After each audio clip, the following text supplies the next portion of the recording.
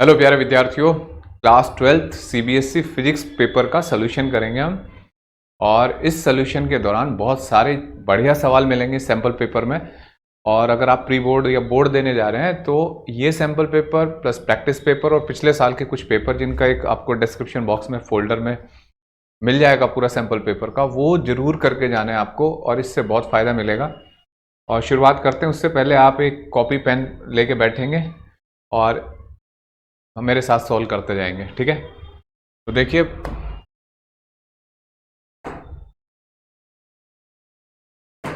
कुछ पेपर ये है आपका सैम्पल पेपर। इंस्ट्रक्शन पढ़नी चाहिए हमेशा जब भी एग्जाम शुरू होता है, ठीक है। इंस्ट्रक्शन पढ़िए। आपने ये डाटा भी देखा, देखो ये डाटा दे रखा है, न्यूमेरिकल में इस्तेमाल करना पड़ सकता है। Avogadro number, epsilon naught, Planck constant, इन सब की वैल्यू दे रखी है। और पहला सेक्शन ऑब्जेक्टिव सेक्शन होता है।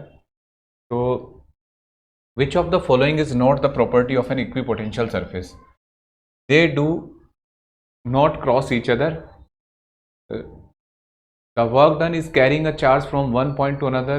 The equipotential surface is zero. मतलब चार्ज एक जगह से दूसरे जगह जाने में वर्क डन जीरो होगा, सही बात है। दूसरा, लेकिन हमें जो प्रॉपर्टी नहीं है वो बताना है। For uniform electric field they are concentric sphere.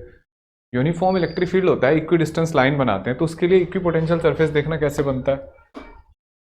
देखो बच्चों, ऐसे अगर हम लाइन बनाए यूनिफॉर्म इलेक्ट्रिक फील्ड, तो इक्विपोटेंशियल सरफेस की प्रॉपर्टी होती है कि वो परपेंडिकुलर बनती है। तो यहाँ तो ये प्लेन वेव फ्रंट बनेगा, जबकि ये कह रहा है कि कॉन्सेंट्रिक स्फीयर बनेंगे। कॉन्सेंट्रिक स्फीयर कौन बनाता है? पॉइंट चार्ज, ठीक है। तो इसका मतलब ये बात रॉन्ग है, ये प्रॉपर्टी नहीं है। तो इसका मतलब पहले का ऑप्शन सी है। They can be imaginary spheres, ये तो पक्की बात है, इमेजनरी भी हो सकते हैं इक्विपोटेंशियल सरफेस, है ना। तो आगे बढ़ जाते हैं दूसरे सवाल पे। An electric dipole plays in uniform electric field in an electric field of intensity इतना 2 × 10 to the power 5 at an angle of 30 degree experience a torque of ये charge on the dipole of length 2 centimetre. देखो बेटा, torque होता है P E sine theta, ठीक है। और P होता है चार्ज इंटू सेपरेशन।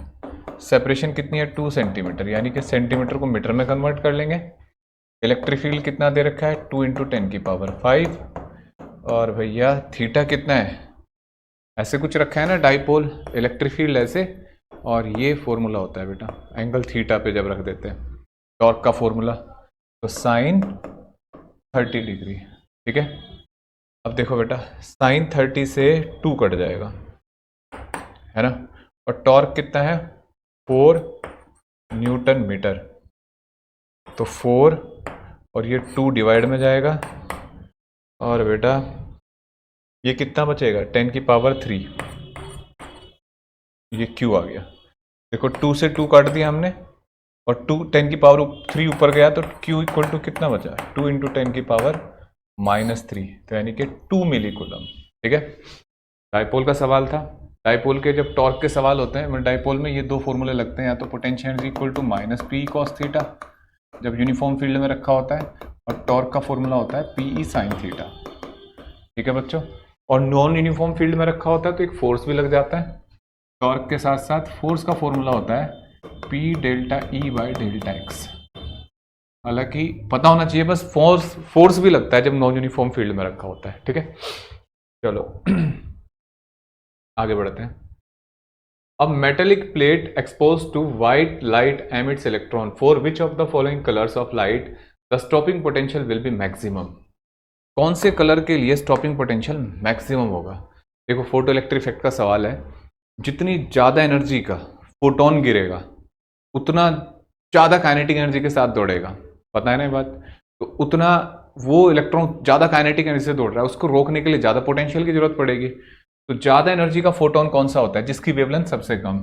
तो वॉयलेट और रेड, रेड की वेवलेंथ सबसे ज़्यादा, वॉयलेट की सबसे कम। तो इसकी वेवलेंथ देखो, फॉर्मूला ये होता है H nu H C by lambda. तो जिसकी फ्रीक्वेंसी, जिसकी वेवलेंथ कम उसकी फ्रीक्वेंसी ज़्यादा और उसकी एनर्जी ज़्यादा। तो ज़्यादा एनर्जी का फोटोन स्ट्राइक करेगा तो कम, मतलब जब वो बाहर निकलेगा तो उसकी काइनेटिक एनर्जी भी, दोबारा बोलता हूँ, ज़्यादा एनर्जी का फोटोन स्ट्राइक करेगा तो इलेक्ट्रॉन ज़्यादा काइनेटिक एनर्जी से बाहर निकलेगा।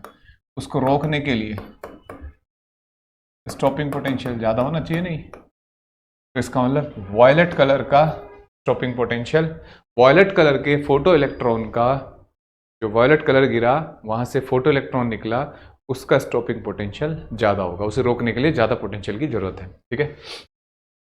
When alpha particles are sent through a thin gold foil, most of them go straight through the foil. ये हमारा रदरफोर्ड एक्सपेरिमेंट है ना। इसमें बताया गया कि बिकॉज मतलब ज़्यादातर जो अल्फा पार्टिकल वो सीधे निकल जाते हैं बिना डाइवर्ट हुए, तो इसकी वजह क्या है, तो खाली जगह रही होगी उसमें, ये तो बात बताई जाती है। तो देखो alpha particle are positively charge से तो वो डेविएट होते हैं, तो वो ये वर्ड तो नहीं यूज़ किया जा सकता है ना, तो फिर क्या यूज़ करें, the mass of alpha particle, नहीं ये भी बात में नहीं है, most of the part of the atom is empty, है ना, तो ज़्यादातर पार्ट क्या है, खाली है, तो इसलिए क्या होता है, ज़्यादातर अल्फा पार्टिकल सीधे निकल जाते हैं। ठीक, तो इसका मतलब ये आंसर सी होगा। इसके बाद an electron is moving along positive X axis in a magnetic field which is parallel to the positive Y axis, in what direction the magnetic force be acting on the electron. आप के तरीके होंगे, उनमें से एक तरीका यह है कि जैसे इलेक्ट्रॉन जा रहा है ना, वेलोसिटी v से, और मैग्नेटिक फील्ड y एक्सिस के अलॉन्ग है, तो इस पर जो फोर्स आएगा बच्चों, वेलोसिटी ऐसे, मैग्नेटिक फील्ड बाहर की तरफ, तो फोर्स कैसे लगेगा, मैग्नेटिक फील्ड ऊपर की तरफ, तो फोर्स कैसे लगेगा, बाहर की तरफ, लेकिन ये नेगेटिव चार्ज है तो फोर्स को हम इनवर्ट मानते हैं। मतलब ये मैं right hand palm rule use कर रहा हूँ। अब देखो मैग्नेटिक फोर्स अंदर की तरफ है, अब हम इसको कैंसिल करने के लिए कि पार्टिकल को मैग्नेटिक फोर्स भी एक्टिंग ऑन द, हाँ हमें मैग्नेटिक फोर्स की डायरेक्शन ही बतानी है बस, तो ये मैग्नेटिक फोर्स किधर लगेगा उस पर, इनवर्ड ना, तो अलोंग नेगेटिव जेड एक्सिस। समझ में आ गया बच्चों, an electron is moving along the positive X axis when magnetic field which is parallel to the positive Y axis. तो ऐसे देखा हमने, वेलोसिटी अंगूठे की तरफ, उंगलियां मैग्नेटिक फील्ड की तरफ, तो आउटवर्ड आता है और आउटवर्ड है, तो हमें क्या करना है, इसको रिवर्स कर देते हैं क्योंकि नेगेटिव चार्ज है ये, तो इनवर्ड डायरेक्शन, तो negative along negative Z axis बोलेंगे। ठीक है, तो इसका ऑप्शन हो गया बी। आगे बढ़ते हैं। The relative magnetic permeability of substance X is slightly less than unity and that of substance Y is slightly more than unity. तो देखो डायमैग्नेटिक की लेस देन यूनिटी होती है ना, और पैरामैग्नेटिक की स्लाइटली ज़्यादा, और यूनिटी से 1 से ज़्यादा, और फेरोमैग्नेटिक की 1 से बहुत ज़्यादा होती है। तो ये तो आंसर हम वैसे ही देख के बता सकते हैं, इनमें से कोई एक डायमैग्नेटिक है और दूसरा पैरामैग्नेटिक है, तो 6th का ऑप्शन डी होगा। ठीक है, अब देखो बेटा 7th क्वेश्चन, 7th को कैसे सॉल्व करें। An ammeter of resistance 0.81 ohm reads up to 1 ampere, the value of the required shunt to increase the range of 10 ampere is. देखो दो तरीके हैं सवाल को करने के, एक न्यूमेरिकल से कर सकते हो, मतलब एक क्वेश्चन की सिचुएशन से, एक फॉर्मूला भी डायरेक्ट इस्तेमाल किया जा सकता है। मैं आपको आपने फॉर्मूला में पढ़ा होगा, इसलिए मैं आपको डायरेक्ट सिचुएशन से बता रहा हूँ। जैसे एक एमीटर है, इसका रेजिस्टेंस है बच्चों 0.81 ओम, ठीक है, और इससे करंट कितना जा सकता है, 1 एम्पियर, 1 एम्पियर मेजर कर सकते हैं। मुझे इसकी रेंज बढ़ानी है ताकि ये 10 एम्पियर मेजर करे। तो रिक्वायर्ड शंट रेजिस्टेंस, इसके पैरेलल में एक शंट रेजिस्टेंस लगा देंगे, है ना, और टोटल करंट कितना मेजर करना है अब इसको, 10, तो यहाँ से तो 1 ही जा सकता है, तो एक्स्ट्रा तो इससे जाएगा ना, जो भी शंट ही होता है जो एक्स्ट्रा करंट को झेल सकता है, तो एक्स्ट्रा कितना गया यहाँ से 9 एम्पियर। तो अब ये दोनों पैरेलल में हो गए रेजिस्टेंस, तो क्या करना चाहिए हमें, 0.81 इंटू 1 आर इंटू 9 एम्पियर। ठीक है बेटा, ऐसे लिखा, आर इक्वल टू 0.81 अपॉन 9। ठीक, कितना आ जाएगा बच्चों, डिवाइड कर सकते हो इसको, ये आ जाएगा 2 डेसिमल है ना, 9 9 जा पे चलेगा, लेकिन 2 डेसिमल जाएंगे तो 0.009 आ जाएगा, है ना। समझ में आया बच्चों, ये ऐसे कर सकते हो। अगर आपको नहीं समझ में आ रहा है, 10 की पावर 2, 9 9 81, ऊपर ले जाओ तो 9 इंटू 10 की पावर -2 हो जाएगा, तो 0.009 हो जाएगा। ठीक है, 0.009, एक डेसिमल हटा दो, ठीक, 0.09 है कोई ऑप्शन, ये रहा। ठीक है बच्चों, ऐसे मतलब पैरेलल में हमने वोल्टेज सेम कर दी है। अच्छा, इसके बाद an electron with angular momentum L moving around the nucleus has magnetic moment given by. देखो बेटा, हमने एक गायरोमैग्नेटिक रेशियो पढ़ रखा है, सीधे फॉर्मूला होता है मैग्नेटिक डायपोल मोमेंट Q/2m, मतलब magnetic dipole moment upon angular momentum Q/2m, तो म्यू इक्वल टू, अब इलेक्ट्रॉन है तो चार्ज हो गया E 2m इंटू एल। देखो ऑप्शन कौन सा बैठता है, EL/2m, ये रहा। ठीक है, अब the large scale transmission of electrical energy over a long distance is done with use of transformer. Voltage output of the generator, देखो voltage output of the generator is stepped up because of, जैसे हमने पढ़ा था transformer के बारे में कि अगर हम ट्रांसफॉर्मर का यूज इसलिए करते हैं बेटा, जैसे लाइट को, इलेक्ट्रिसिटी को भेजने के लिए एक जगह से दूसरी जगह स्टेप अप क्यों लगाते हैं, ताकि जो ट्रांसमिशन पावर है उसमें करंट रिड्यूस करें, क्योंकि पावर का जो फॉर्मूला होता है I²R, तो करंट जितना कम होगा उतना पावर लॉस कम होगा। ठीक है, तो देखना रिडक्शन ऑफ करंट, हाँ सही बात है भाई, करंट को रिड्यूस करते हैं, लेकिन एक ऑप्शन, करंट कम होगा तो पावर लॉस कम होंगे, करंट कम हो और यानी कि रिडक्शन ऑफ करंट, अच्छी बात है। साथ में reduction of current end voltage बहुत नहीं, वोल्टेज तो बढ़ाया जाता है स्टेप अप से, power loss is cut down, ये बात भी सही है। तो यहाँ एक ऑप्शन डाल दिया उन्होंने D, A and C both. तो भैया पूरा सवाल पढ़ना चाहिए, है ना। देखो ए एंड सी ये दोनों सही है, इसका मतलब कौन सा ऑप्शन सही आएगा, फिर डी मार्क करेंगे, है ना, क्योंकि दोनों ऑप्शन सही है ये, तो फिर डी मार्क हो जाएगा, that is A and C both. चलिए आगे बढ़ते हैं। The diagram below shows the electric and magnetic field component of an electromagnetic wave at a certain time location। ठीक है, हमसे पूछा जा रहा है कि velocity of the direction of propagation of electromagnetic wave, direction of propagation of electromagnetic wave बताना है। तो यहाँ क्या लॉजिक लगता है कि जो velocity की डायरेक्शन होती है ना वेव की, वो E क्रॉस B के अलॉन्ग होती है। velocity जो होती है वेव की, उसकी डायरेक्शन जो होती है बच्चों E parallel to E cross B। ठीक है, अब E क्रॉस B की डायरेक्शन, तो ये दो वेक्टर हैं, क्रॉस प्रोडक्ट चल रहा है, तो E को B से ओवरलैप कर दो तो क्रॉस हो जाएगा ना, तो क्रॉस हो जाएगा तो इलेक्ट्रिक फील्ड बाहर की तरफ, वेलोसिटी बाहर की तरफ। तो देखो perpendicular to E and B out of the plane of paper. ठीक है, ऐसे राइट हैंड थंब रूल से डायरेक्शन पता करते हैं, तो वेलोसिटी आउटवर्ड, ऑप्शन ए। ठीक है बच्चों, ए ऑप्शन। इसके बाद दूसरा सवाल, question number 11, in a coil of resistance 100 ohm a current is induced by changing the magnetic flux through it. The variation of the current with time as shown in figure, the magnitude of change in flux through the coil। देखो जैसे EMF होता है minus of change in flux upon time taken. थोड़ी देर के लिए magnitude देख लेते हैं बस केवल, तो ऐसे लिख लिया। इसको आपको पढ़ाया भी होगा आपके टीचर ने, देखो इसे कंसेप्ट है बड़ा कीमती सा।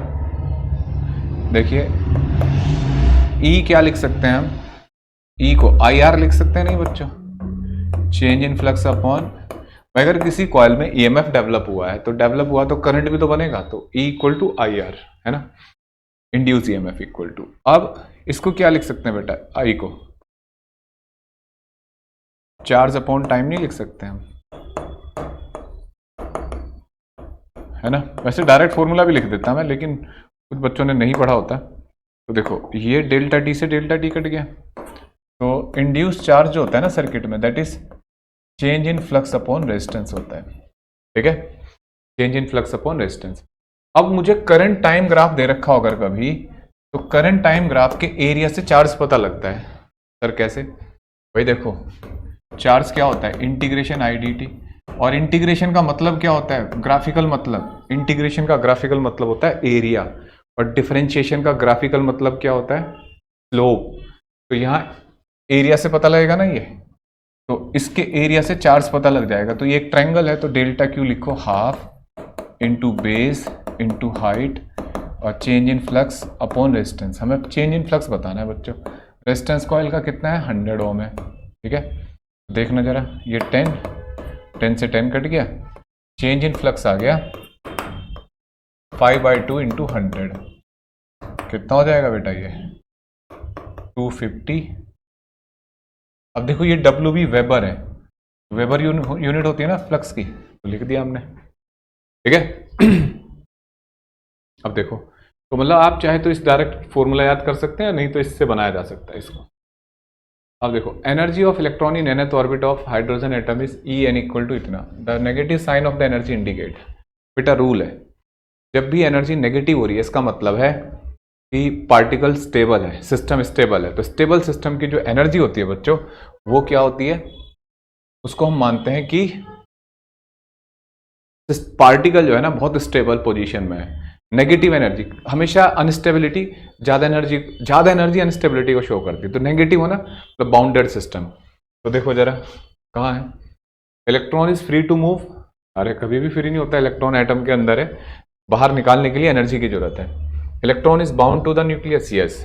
Kinetic energy of electron is equal to the potential, बस एक ही तो बताना था हमें, है ना। तो electron is bound to the nucleus, एक ऑप्शन सही है ये, ठीक है। अब आइए एजर्सन रीजन। एजर्सन रीजन में थोड़ा ध्यान देना, जो इसमें सैंपल पेपर में ऑप्शन दे रखे हैं ये, और जो तुम्हारे बोर्ड में आएंगे ऑप्शन, वो बिल्कुल अलग हो सकते हैं। तो पहले इनको ध्यान से पढ़ो कि ए में क्या है, both assertion and reason are true, reason is correct explanation of assertion. If both assertion and reason are true but reason is not the correct explanation of assertion, if assertion is true but reason is false, if both assertion and reason are false, ठीक है।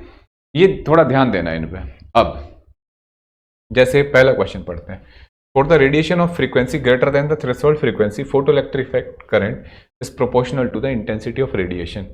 सच बात है बच्चों, जितनी ज़्यादा हम intensity बढ़ाते हैं उतना ज़्यादा फोटोइलेक्ट्रिक करंट बढ़ता है। क्यों? ज़्यादा इंटेंसिटी बढ़ाने का मतलब ज़्यादा पैकेट गिरा है हमने, ज़्यादा फोटोन गिरे तो करंट ज़्यादा दौड़ेगा। और ये बात लिखी है, the greater of the number of energy quanta available, greater is the number of electrons absorbing the energy quanta and greater is the number of photo electrons coming out of the metal. एक ही वही बात है जो मैंने बताई, तो इसका मतलब ये सही भी है दोनों और एक दूसरे के रीजन भी है। एजर्शन का रीजन करेक्ट है और करेक्ट एक्सप्लेनेशन है, तो ए ऑप्शन सही हो गया इसका। 13 का ए ऑप्शन ठीक करेंगे, ठीक है। तो भैया इसका हो गया ए ऑप्शन। अब 14 पे चलते हैं। Putting P type semiconductor slab directly in physical contact with N type semiconductor slab can not form the PN junction. हाँ, यहाँ ध्यान देना है कि जैसे मैं पी, ये हाथ मेरा पी टाइप और ये एन टाइप, मैं जैसे जोड़ दूँ तो क्या इसके इलेक्ट्रॉन और एटम आपस में इंटरेक्ट कर पाएंगे सही से? नहीं। जो रफनेस होती है ना वो उतने लेवल तक नहीं ले जा सकती। रफनेस मतलब रफनेस की वजह से मॉलिक्यूल उतने और एटम उतने कांटेक्ट में नहीं आते कि शेयर कर पाए वो अपने इलेक्ट्रॉन्स को। तो इसलिए अब यहाँ देख लेते हैं, the roughness at the contact will be much more than the inter atomic crystal spacing and continuous flow of charge carrier is not possible. तो बिल्कुल सही बात है, इसका भी ऑप्शन ए होगा। मतलब इंटर एटॉमिक लेवल तक हम कनेक्ट नहीं कर सकते किसी दो ऑब्जेक्ट को। आप दो कागज के टुकड़े, दो ब्लॉक लो, मेटल के ब्लॉक, लकड़ी के ब्लॉक, उन्हें ऐसे रखो तो उनमें से बीच में गैप दिखता रहता है। क्या वो एटॉमिक साइज का है? एटॉमिक साइज होता है 10 की पावर -10। तो इसलिए कभी दो ऑब्जेक्ट को ऐसे पी टाइप और एन टाइप को आप जोड़ के पीएन जंक्शन नहीं बना सकते, ठीक है। अब देखिए आगे बढ़ते हैं। इसके बाद है 15th,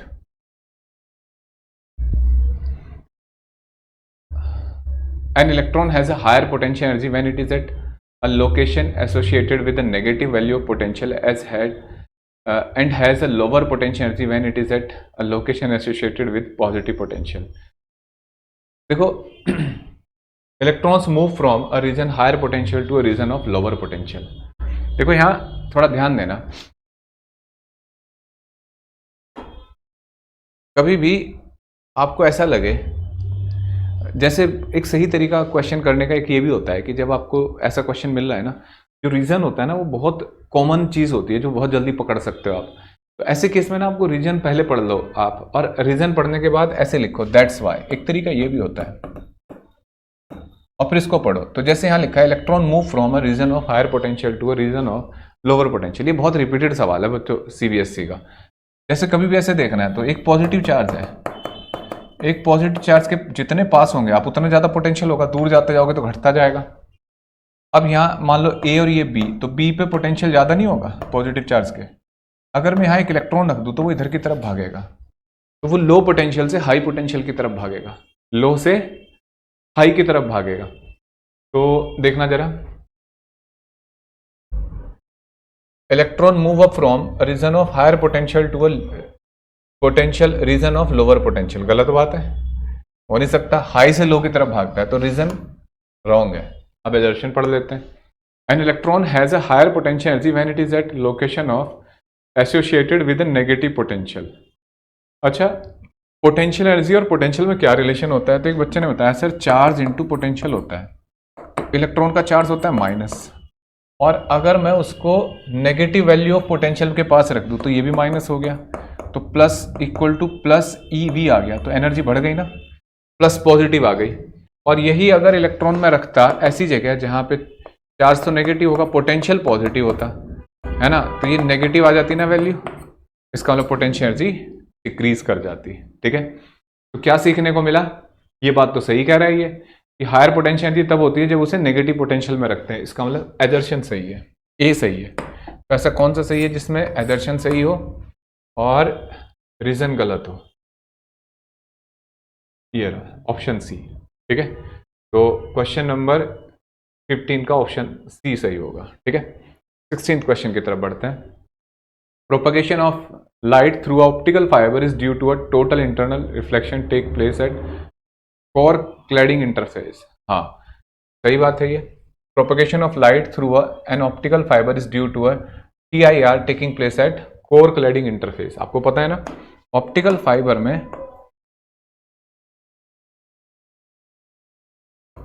ये कोर होता है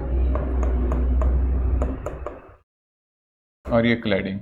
कोर के अंदर TIR होता रहता है और कोर का रिफ्रैक्टिव इंडेक्स ज्यादा होता है क्लैडिंग से। अब इसे पढ़े reason, refractive index of the material of cladding of the optical fiber is greater than the core of optical fiber. बदतमीजी है तो सवाल गलत, और ये रीजन गलत है। भैया कोर का रिफ्रैक्टिव इंडेक्स ज्यादा होता है क्लैडिंग से, तभी तो डेंसर से रेयर की सिचुएशन बनती है और ये TIR करती है। तो रीजन गलत हुआ, एजर्शन सही हुआ। तो ये ऑप्शन सी है इसका भी, है ना। तो 16th भी एजर्शन सही है, रीजन गलत है। 17th में अब चलते हैं सेक्शन बी में। ये सब्जेक्टिव पार्ट है बच्चों, इसके लिए आप पेपर उठा लें एक, मैं पेपर ले लेता हूँ और इसे मुझे बोर्ड पे सॉल्व करना होगा क्लियरिटी के लिए। क्वेश्चन नंबर कौन से पे पहुंच चुके हैं हम? आप इसे प्रिंट आउट ले सकते हो, आपकी वेबसाइट जो है हमारी CBSE की ऑफिशियल वेबसाइट पे इसका प्रिंट आउट है, ये वाला प्रिंट आउट ले लो ताकि इजी हो आपको सॉल्व करने में, समझने में। Name the device which is use which utilized unilateral action of PN diode to convert AC into DC। Unilateral action PN diode का समझते हो आप, एक ही डायरेक्शन में करंट भेजे। तो कौन सा डिवाइस है जो AC को DC में कन्वर्ट करता है? बताओ, रेक्टिफायर। ठीक है, रेक्टिफायर एक ऐसा डिवाइस है जो AC को DC में कन्वर्ट करता है। दो तरीके के होते हैं, half wave rectifier, full wave rectifier. दूसरे केस में कह रहे हैं draw the circuit diagram of full wave rectifier. बच्चों ये आप बना सकते हो, आपको सॉल्यूशन में भी दिख जाएगा, बनाया जा सकता है। ठीक है, अब 18th, the wavelength lambda of a photon and de Broglie wavelength of an electron of mass m has same values. मतलब wavelength of a photon and de Broglie wavelength of an electron of mass m have same values, show that the energy of photon is 2 lambda mch times the kinetic energy of electron where c and h have their usual meaning। देख लिया आपने question, अब इसको solve करते हैं board पे जाके। ठीक है, यहां नहीं सॉल्व करेंगे। देखो बेटा, क्वेश्चन नंबर है हमारा 18th। देखो, D Broglie wavelength of electron क्या होगी बच्चों? अगर एक इलेक्ट्रॉन स्पीड v से भाग रहा है तो h अपॉन m भी होगी नहीं। ठीक है, अब देखो, अगर हम एनर्जी की बात करें, एनर्जी ऑफ फोटोन कितनी होती है, hc/λ, ठीक है। अच्छा, इलेक्ट्रॉन की काइनेटिक एनर्जी कितनी होगी बच्चों, 12 mv², ठीक है। ऐसे लिखेंगे ना, देखो बेटा 12 m, v की जगह हम क्या कर सकते हैं, हमें v को एलिमिनेट करना है, ठीक है। v को एलिमिनेट करना है तो हमने क्या काम किया, v की जगह h, देखो यहां से v कितना आ जाएगा, h/λm, ठीक है। समझाया बच्चों, इसका होल स्क्वायर कर लेंगे ना, v = h/λm, इसका होल स्क्वायर करा, ये सेकेंड इक्वेशन बन गई। अब इनको डिवाइड कर लेते हैं, किसको, फर्स्ट एंड सेकेंड को। इनकी एनर्जी में रिलेशन बताना है ना, hc/λ = 12 m h/λ m का होल स्क्वायर, ठीक है। देखो बेटा hc/λ ऊपर चला जाएगा, ये 2 ऊपर चला जाएगा, है ना, और भैया λ² m² और h², देखना जरा, एक h इस पावर से कट जाएगा, एक लैम्डा इससे कट गया, 2c⁻m², ये आ गया E/काइनेटिक एनर्जी, ठीक है। हाँ, एक m भी तो कटेगा, यहाँ ये m नीचे रहेगा, एक इससे कट गया तो इसका स्क्वायर हट जाएगा, ठीक है। अब वो कह रहा है कि हमें प्रूफ करना है, show that energy of photon is इतने टाइम्स ऑफ 2cm⁻h। हाँ, एक h ये पावर भी तो है बच्चों, ये अब देखना जरा, ये आ गया E = 2c⁻m/h into kinetic energy, ठीक है। समझ में आया बच्चों। तो ये है क्वेश्चन नंबर 18, ये प्रूफ करना था। तो क्या किया, एक बार फिर समझो, वेवलेंथ देखी, अगर एक इलेक्ट्रॉन चल रहा है तो चलते ऑब्जेक्ट जिसका मास m है, स्पीड v, तो उसका जो वेवलेंथ होती है D Broglie wavelength, D Broglie wavelength भी बोलते हैं इसको, h/mv, और यहाँ से v को लिख लिया और दो एनर्जी लिखी, फोटोन की एनर्जी और काइनेटिक एनर्जी ऑफ इलेक्ट्रॉन, इनको ऐसे रिलेट किया, ठीक है बच्चों। एनसीईआरटी का सवाल है ये। अब देखो इसके बाद क्वेश्चन नंबर, हाँ, a ray of monochromatic light passes through an equilateral glass prism in such a way that the angle of incidence is equal to the angle of emergence, and each of these angle is 3/4 times of the angle of the prism. Determine the angle of deviation and the refractive index of the glass prism. देखो हमें angle of deviation बताना है और refractive index of glass prism बताना है। तो देखो उसने एक बात यहाँ यूज करी है, इक्विलेटरल ग्लास प्रिज्म, इसका मतलब कितना हुआ बेटा, ये 60 डिग्री एंगल हुआ ना। और देखो अब हम सॉल्व करते हैं, सिर्फ बोर्ड पे सॉल्व करेंगे। जैसे ये एंगल 60 डिग्री हो गया। अच्छा एक बात बताओ, जब एंगल ऑफ इंसिडेंस और एंगल ऑफ इमरजेंस सेम होते हैं तो उस टाइम मिनिमम डेविएशन होता है ना बच्चों। I = E जब हो जाता है तो मिनिमम डेविएशन होता है, ठीक है। और भैया डेविएशन का फॉर्मूला होता है 2I - A। आप अगर फॉर्मूला देखोगे, एक्चुअल फॉर्मूला ये होता है ∆m I + E - R1 + R2। R1 + R2 की जगह A रखा जाता है। इस तरीके से क्या होगा बच्चों, जैसे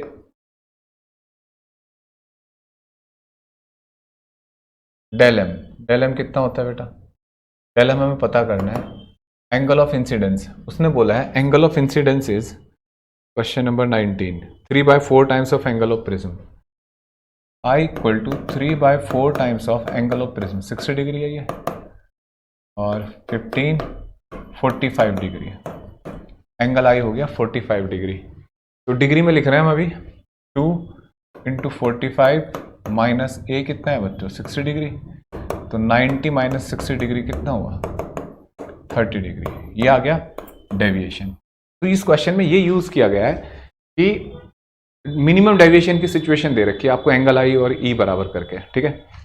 अब हमें बताना है रिफ्रैक्टिव इंडेक्स। तो रिफ्रैक्टिव इंडेक्स और इसमें क्या रिलेशन है, तो देखो साइन प्रिज्म फॉर्मूला यूज होगा, A plus del M by two sine A by two, ऐसे लिख सकते हैं। अब देखो जैसे यहाँ एन पता करना है तो साइन ए कितना होगा 60, डेल एम कितना है 30 बाई टू, साइन ए कितना है बच्चों हमारा 60 बाई टू, ये हो गया। देखो 60 plus 30 by two 45, sine 45 upon sine 30, sine 45 1 by root two, ये हो गया 1 बाई टू। तो तुम्हें पता है 2 बाई रूट टू और 2 बाई रूट टू को रूट टू लिख सकते हैं। सर कैसे लिख दिया सर आपने, भाई 2 इक्वल टू होगा root two into root two, तो रूट टू कट जाएगा तो रूट टू आ जाएगा, ठीक है। अच्छा, इसके बाद नेक्स्ट क्वेश्चन देखते हैं भाई। नेक्स्ट क्वेश्चन है,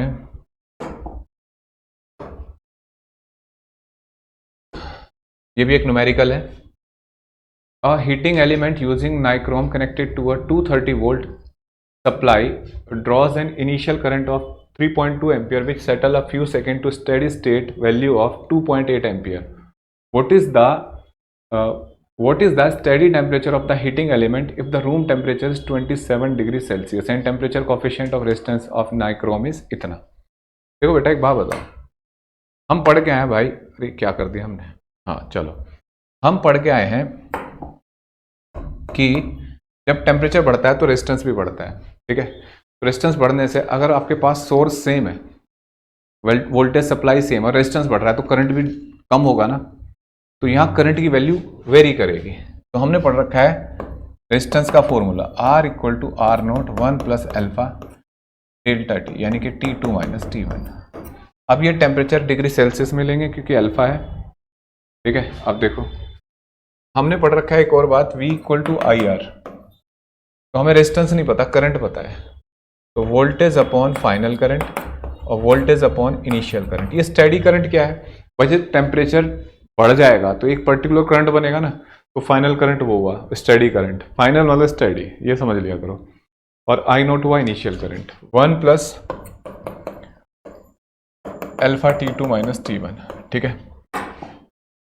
देखो V से V कट गया, 1 अपॉन फाइनल करंट कितना है बच्चों 2.8, ठीक है, और इनिशियल 3.2, 1 प्लस एल्फा कितना है बच्चों 1.7 इंटू 10 की पावर माइनस 4। इसको थोड़ी देर के लिए डेल्टा टी लिख लो, बाद में रख देना इसको। देखो ये डेसिमल हटा लो 10, ये डेसिमल हटा 10, 10 से 10 कट गया, ये हो जाएगा बच्चों 32/28, ठीक है। 1 प्लस 1.7 इंटू 10 की power minus 4 into delta T, ठीक। ये कितना आ जाएगा कट के 16, 14, 8 और 7, तो 8/7 और इधर से 1 आ जाएगा -1, 1.7 इंटू 10 की power minus 4 into delta T, ऐसे लिख सकते हैं बेटा। ये हो गया 1/7, 1/7, 8 माइनस 7 अपॉन 7, 1/7 इंटू 1.7 इंटू 10 की पावर माइनस 4, ठीक है, equal to delta T. Delta T क्या होता है बच्चों, अच्छा थोड़ा इसको भी सिखा देता हूँ कैसे सॉल्व करना है। 10, ये हो जाएगा 10 अपॉन 7 इंटू 17 इंटू 10 की पावर 4, ठीक है। तो डिवाइड कर सकते हो ऐसे, देखो 10 से 7 को डिवाइड कर लो, जिनको कैलकुलेशन नहीं आती, जिनकी कैलकुलेशन बढ़िया है भाई वो तो कैसे भी करो सॉल्व, और 100 को 17 से सॉल्व डिवाइड कर लो। और ये जो है ना, ये इसमें से 10 100 मैंने यहाँ ले लिया, तो एक 10 की पावर 2 यहाँ ले लो, ठीक है। और भैया ये आ जाएगा डेल्टा टी। डेल्टा टी होगा फाइनल टेम्परेचर माइनस इनिशियल, तो इनिशियल कितना टेम्परेचर है इसका 27, ठीक है, और यहाँ से फाइनल टेम्परेचर आ जाएगा। आंसर की मैं उसकी वैल्यू दे रखी, देख लेना, ठीक है। इसके बाद नेक्स्ट, अब देखो question number 21. Show that the least possible distance between an object and its real image in a convex lens is 4f, where f is the focal length of lens. कि भैया least distance of real object and real image for convex lens. ये हमें पे पता है. देखो ऐसे सोचो, हमने पढ़ रखा है कि 2f पे रखे ऑब्जेक्ट की इमेज 2f पे बनती है नहीं, और रियल ऑब्जेक्ट होता है रियल इमेज बनती है. लेकिन वो कह रहा है कि प्रूफ करो इससे कम नहीं हो सकती, इससे ज़्यादा ही है ना, लीस्ट है ये, अदरवाइज से ज़्यादा ही होगी. तो क्या करें, तो हम इसको प्रूफ करने जा रहे हैं. ठीक है, इसको हटा देते हैं.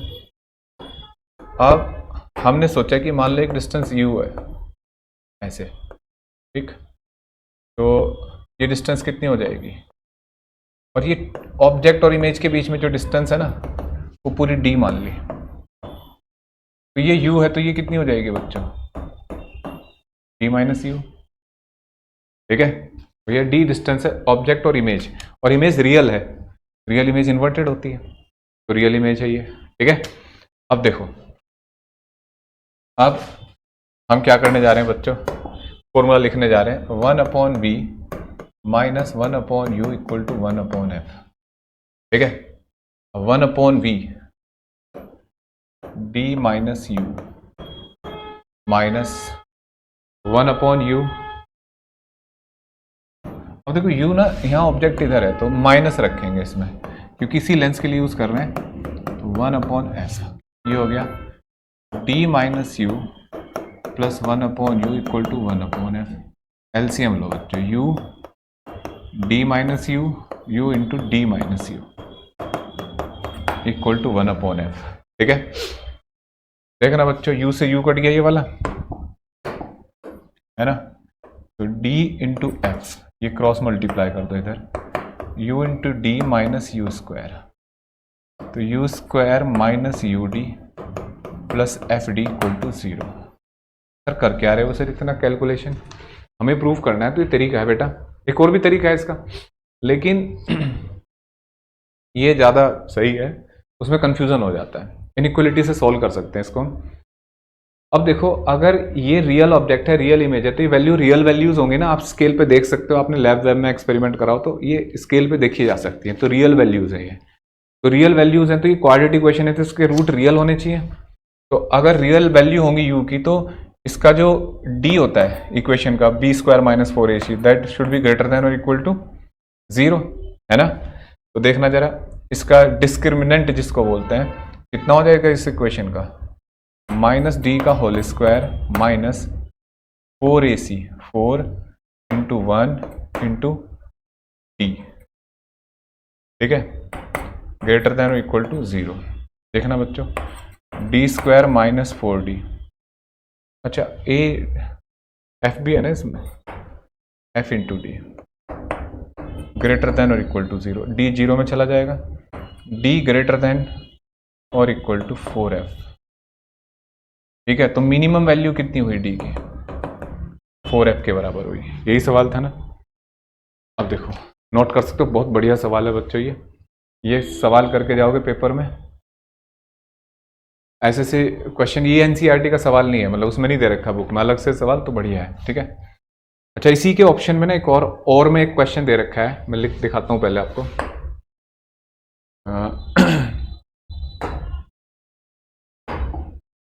देखो, in an astronomical telescope in normal adjustment a straight back line of length L drawn on the objective lens, the eyepiece form a real image of this line whose length is L. What is the angular magnification of telescope?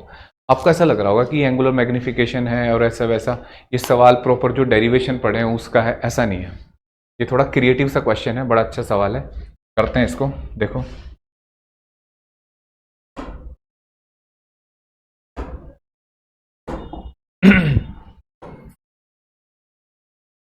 क्या question है, and in an astronomical telescope. अच्छा, ये objective lens होता है बच्चों, ठीक है, और ये आईपीस है.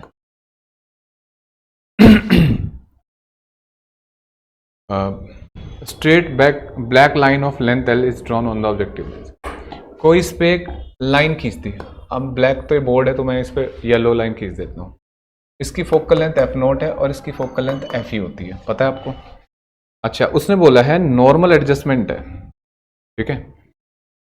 इन नॉर्मल एडजस्टमेंट में क्या होता है बच्चों, एक बात देखो, तुम जो ऑब्जेक्ट होते हैं वो दूर रखे होते हैं। इन टेलीस्कोप का काम ही होता है दूर के ऑब्जेक्ट देखना, तो दूर रखे होते हैं ऑब्जेक्ट, तो दूर रखे हैं तो जो इमेज बनती है पहली, इसकी जो इमेज बनती है वो कहाँ बनती है, इसके फोकस पे, ठीक है। और इससे हमें कितनी दूर रखना है U0 से, ताकि इमेज डीप वो नॉर्मल एडजस्टमेंट इन्फिनिटी बने, तो ये Fe नहीं होना चाहिए। तो जब नॉर्मल एडजस्टमेंट होता है तो ये Fe होता है। तो इसका मतलब जो टोटल लेंथ होती है, इनके लेंस के बीच का जो गैप होता है नॉर्मल एडजस्टमेंट में, F0 प्लस Fe होता है, जैसे ट्यूब लेंथ भी बोल सकते हैं। तो F0 प्लस Fe, तो इनके बीच की डिस्टेंस पता लग गई। अब तुम देखो, जब हमने पढ़ रखा है कि लेंस के ऊपर कोई पॉइंट होता है कहीं पे भी, तो लेंस कुछ नहीं कर पाता उसको।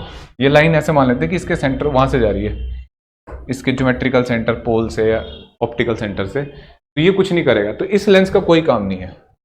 हमसे पूछा जा रहा है एंगुलर मैग्निफिकेशन, तो यही लेंस जो करना है इसको ये कर रहे हैं। तो देखो, इससे फाइनल इमेज पता करते हैं। ये लेंथ एल है, उसने लेंथ एल की बनाई है ना ये, तो हम जो ये इमेज बनाएगा, ये जो लेंथ है ना, ये इसके लिए इमेज का काम कर रही है। जो लाइन इस पे मार्क करी है हमने, ऐसे जैसे मार्कर से लाइन बना दी इस लेंस के ऊपर, तो इस लेंस का कोई काम नहीं है। बड़ा ट्रिकी सवाल है बच्चों ये। तो ये कैसे करेगा इसको, और ये इसके लिए ऑब्जेक्ट का काम करेगी येलो लाइन। देखो,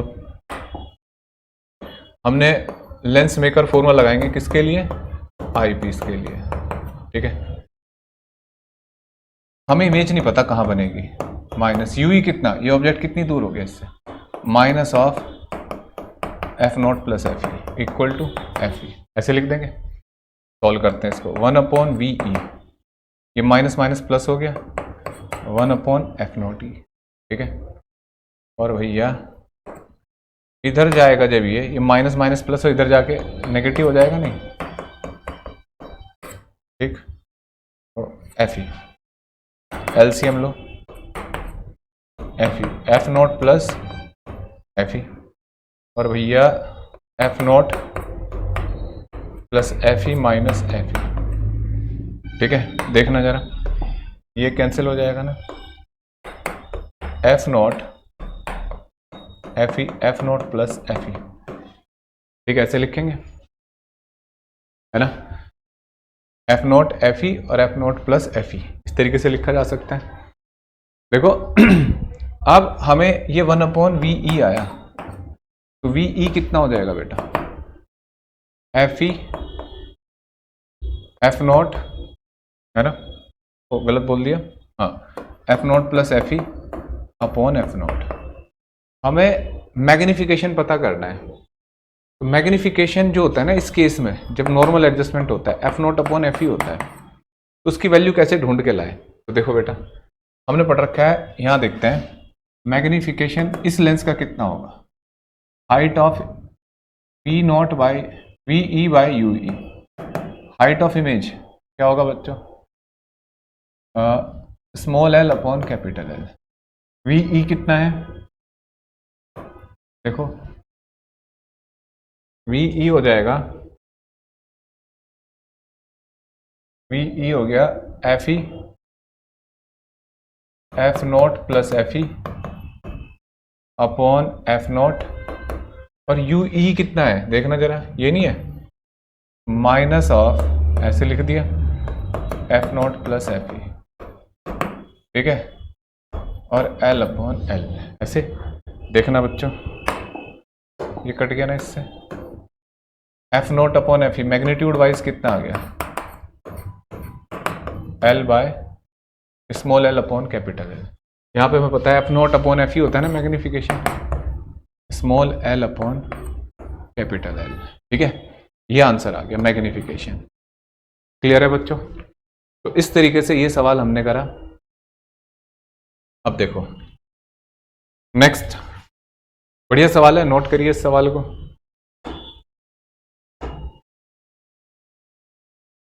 वापस चलते हैं क्वेश्चन में, सेक्शन सी की तरफ आगे बच्चों। अब हम, a given coin has a mass of 3 gram, calculate the nuclear energy that would be required to separate all the neutrons and proton from each other. For simplicity assume that the coin is entirely made up of ये। देखो बेटा, ये binding energy का सवाल है। अब आप concept को ऐसे सोचो, एक न्यूक्लियस को तोड़ने के लिए जो एनर्जी की जरूरत है वो क्या होती है? Binding energy. अब सीधे सीधे उसने बोला 3 ग्राम का कॉइन है, तो 3 ग्राम के अंदर जितनी न्यूक्लियस है ना, उनको तोड़ने के लिए जो एनर्जी चाहिए, दैट इज, मतलब आस्किंग इन दिस क्वेश्चन, मतलब कि एक को हम पता कर सकते हैं बाइंडिंग एनर्जी होती है, और सारे जितने न्यूक्लियस हैं इस 3 ग्राम में वो कैलकुलेट कर देने हैं, ठीक है।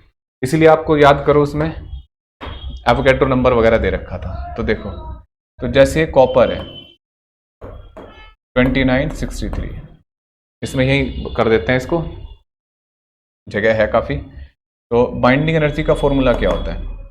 Mass defect, mass of nucleon, जितने प्रोटॉन है, तो 29 प्रोटॉन है, तो mass into 29 of proton of, ये रहा मास ऑफ प्रोटॉन दे रखा है, प्लस कॉपर मतलब न्यूट्रॉन कितने होंगे, तो 63, मास नंबर में से प्रोटॉन एटॉमिक नंबर घटा दो, इतने टाइम्स हो गए मास ऑफ न्यूट्रॉन, इतने टाइम्स न्यूट्रॉन हुए mass of neutron, minus mass of nucleus कर दो, ठीक है। कहाँ है? ये रहा, ये मास दे रखा है सर, ये तो एटॉमिक मास है। हाँ, इसमें से इलेक्ट्रॉन का मास घटाया जा सकता है 29 इलेक्ट्रॉन का, लेकिन वो उतना ही रहता है लगभग, इसलिए इलेक्ट्रॉन के मास को कंसिडर नहीं करते।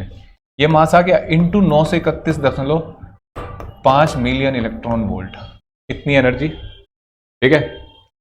तो ये एनर्जी आई एक न्यूक्लियस के क्रैक करने से, ब्रेक करने से। हमें चाहिए 3 ग्राम में कितनी न्यूक्लियस होगी, तो पहले पता कर लो। देखो, कॉपर का एटॉमिक मास कितना है? मास नंबर 63, तो 63 में कितने न्यूक्लियस होते हैं बताओ बच्चों? एवोगैड्रो नंबर, जितने एटम उतने न्यूक्लियस। 1 ग्राम में कितने होंगे? एवोगैड्रो नंबर अपॉन 63, तो 3 ग्राम में कितने होंगे? Na अपॉन 63 इंटू 3, ये नंबर ऑफ न्यूक्लियस आ गए, ठीक है। Na इंटू 63 इंटू 3, तो टोटल एनर्जी क्या लिखी जाएगी? अब टोटल एनर्जी E, एक nuclear number of nucleon into binding energy, ठीक है बच्चों। तो यहां से बाइंडिंग एनर्जी कैलकुलेट करेंगे आप, और ये नंबर मल्टीप्लाई कर देंगे, ठीक है। फाइनल आंसर आ जाएगा। आंसर की में आंसर दे रखा होगा, आप वहां से देख सकते हो, ठीक है। कैलकुलेशन आप ही करो बच्चों। प्लस समझ में आ गया? बाइंडिंग एनर्जी एक न्यूक्लियस की कैलकुलेट कर ली, फिर 3 ग्राम में जितनी न्यूक्लियस है वो उतने टाइम्स हो जाएगा ना एनर्जी का, तो वो नंबर से मल्टीप्लाई कर दिया। आगे बढ़ते हैं। देखो बेटा, अब सवाल आया, a charge plus Q and minus Q are plates at point A and B. पहले यही काम करते हैं, एक चार्ज रख दिया प्लस क्यू यहाँ और माइनस क्यू कहाँ? यहाँ पे, ठीक है। A and B which are in equal distance from 2L part, ठीक है। C is the mid point between A and B, तो ये L और ये L, ठीक है। What is the work done in moving a charge Q along the semi circle CRD? यहाँ से चार्ज को लेके जा रहे हैं, यहाँ रखेंगे, ठीक है। तो वर्क डन का फॉर्मूला होता है बेटा WAB, C से D लेके जा रहे हैं, तो C to D, चार्ज जिसको लेके जा रहे हैं फाइनल पॉइंट का पोटेंशियल माइनस इनिशियल पॉइंट का पोटेंशियल, VD माइनस VC, ठीक है। चार्ज क्या है? Plus Q। अब तो इन 2 पॉइंट का पोटेंशियल पता कर लो, रास्ते से मतलब नहीं होता। क्यों? क्योंकि इलेक्ट्रिक फोर्स जो होता है ना, कंजर्वेटिव फोर्स होता है। तो C पे पोटेंशियल कितना होगा? तो बड़ा सरल है, यहाँ अलग से सॉल्व करो। देखो, इक्वल डिस्टेंस है ना, तो KQ कितनी डिस्टेंस है इस वाले की? L, प्लस इससे कितना होगा? K minus Q by L। कितना आंसर है? 0। C पे पोटेंशियल, ये अब D पे पता करो।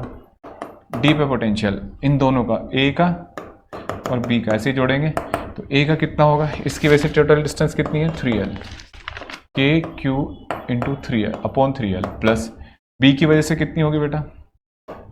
K minus Q by 2L। VD आ गया, VC 0, VD ये वैल्यू है, यहाँ रख दो, आंसर आ जाएगा, ठीक है। बेटा कैलकुलेशन नहीं करूंगा मैं, वो तो तुम्हारे इसमें सोल्यूशन दे रखे हैं, उसमें आंसर मैच कर सकते हो। अब इसके बाद total energy of an electron in the first excited state of hydrogen atom is minus 3.4 electron volt. What is the kinetic energy of electron in this state? देखो बेटा, काइनेटिक एनर्जी जो होती है ना, मैग्नीट्यूड ऑफ टोटल एनर्जी होता है, minus हटा देते हैं, उसका मतलब सीधे ही कह सकते हो, तो इसका मैग्नीट्यूड हटा दो, 3.4 इलेक्ट्रॉन वोल्ट, ठीक है। What is the potential energy of the electron in this state? Potential energy होती है बच्चों, जो काइनेटिक एनर्जी होता है ना, उसका -2 टाइम्स ऑफ काइनेटिक एनर्जी कर दो, तो -2 टाइम ऑफ 3.4 कितना हो जाएगा बेटा? 2 चौक 8, 2 तिया 6, ठीक है, 3.4 इलेक्ट्रॉन वोल्ट ये लिखा हुआ है, ठीक है, तो -6.8 आ गया, ठीक। वैसे 3.14 होता है, अच्छा नहीं 3.6, हाँ तो ये माइनस आ गया इतना, काइनेटिक एनर्जी -2 चौक 8, 2 तिया 6 इतनी आ गई, 2 टाइम्स ऑफ काइनेटिक एनर्जी लिखी जाती है, ठीक है बेटा। ओ ये potential energy, potential energy -2 times of kinetic energy. Which of the answer above would change if the choice of zero potential energy is change? Potential energy की ना एक रेफरेंस की जरूरत होती है, तो कह रहा है कि अगर रेफरेंस लेवल बदल दिया तो क्या बदलेगा? तो काइनेटिक एनर्जी रेफरेंस पे डिपेंड नहीं करती, काइनेटिक एनर्जी तो रहेगी सेम, बस जो पोटेंशियल एनर्जी है वो बदल जाएगी, ठीक है। और टोटल एनर्जी भी बदल जाती है, हालांकि टोटल एनर्जी ने दे रखी है, अदरवाइज टोटल एनर्जी बदलेगी जब पोटेंशियल एनर्जी बदलेगी, ठीक है बच्चों। तो आंसर में लिखेंगे कि kinetic energy will remain same, potential energy will change. अब देखो बेटा ये सवाल आया, ये सवाल आप हैरत करोगे कि ये सवाल मीटर ब्रिज के कंसेप्ट का है, व्हीटस्टोन ब्रिज का। A wire of uniform cross section and resistance 4 ohm is bent in a shape of square ABC। मतलब ये 4 ohm का वायर था, उसको स्क्वायर बना लिया, तो हर पार्ट का रेजिस्टेंस 1 ohm 1 ohm हो जाएगा, नहीं इसका भी रेजिस्टेंस 1 ohm, इसका भी, और ये पूरा 1 ohm है ना। उसने बोला point A is connected to point C by a wire of resistance 1 ohm, ये भी 1 ohm है, ठीक है, ए पी।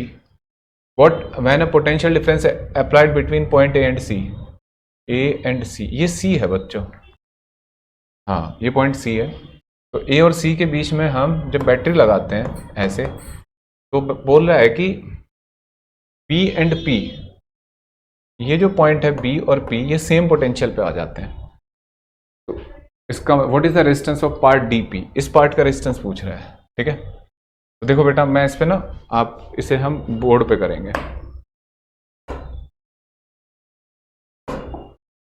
देखो क्वेश्चन नंबर है ये 25, ठीक है। तो ये ऐसे पार्ट था, ठीक है, ये है A B C D और ये P, यहाँ एक रेजिस्टेंस जोड़ रखा है, तो हर पार्ट का रेजिस्टेंस बोल दिया उसने, तो इसका है 1 ohm, 1 ohm, मैं रेजिस्टेंस ऐसे ही बनाता हूँ बच्चों, ये 1 ohm, ये 1, इसको x मान लेते हैं, x ohm, तो है ना, x ohm मान लिया, तो पूरा 1 है, तो ये कितना हो जाएगा बच्चों? 1 - x नहीं रह जाएगा इसका रेजिस्टेंस, अगर मान लो इतने हिस्से का x है, पूरे का मतलब 1 है, तो 1 - x। अब वो कह रहा है कि अगर यहाँ बैटरी जोड़ दें तो इन दो पॉइंट के अक्रॉस पोटेंशियल डिफरेंस सेम है, मतलब पोटेंशियल डिफरेंस 0 है, इसका मतलब है कि ये ब्रिज नहीं बन गया बच्चों। देखो अगर मैं इस पूरे पार्ट को सोल्व कर दूं तो ये दोनों सीरीज में हो गए ना, 1 + x, इसी का रेजिस्टेंस पूछा x की वैल्यू, 1 + x और ये पैरेलल में, तो ये सर्किट कुछ ऐसा नहीं होगा, देखना जरा, थोड़ा तुम्हें लगेगा भी हाँ सर ये वही बन गया। जैसे ही मैं क्या कर रहा हूँ, A P और ये C, तो इसका नाम मैं रख लेता हूँ पॉइंट P, ठीक है। तो अगर ये B और P सेम पोटेंशियल पे हैं तो ये रेजिस्टेंस अपॉन जो भी ये आएगा, और 1 अपॉन ये 1 - x, इनके रेशियो सेम नहीं होने चाहिए, ये मीटर ब्रिज नहीं है, ठीक है। वो व्हीटस्टोन ब्रिज का कंसेप्ट हुआ बैलेंसिंग कंडीशन का। तो देखो इसका रेजिस्टेंस कितना है बच्चों, 1 + x और 1, तो 1 + x × 1, पैरेलल में हो गया ना ये दो रेजिस्टेंस, इसको सॉल्व कर लेते हैं, उसको यहां बनाएंगे फिर 1 + x,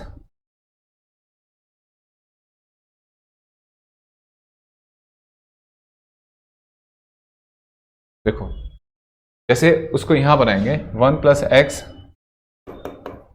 × 1 है ना, अपॉन यहां लिख देता हूं मैं 1 + x + 1, 1 + x अपॉन 2 + x, ठीक है बेटा। तो ये 1 + x अपॉन 2 + x और अब इनको सॉल्व करने की कोशिश करते हैं। देखो इसका रेजिस्टेंस पता लग गया हमें, तो 1 upon this value 1 upon 1 plus X upon 2 plus x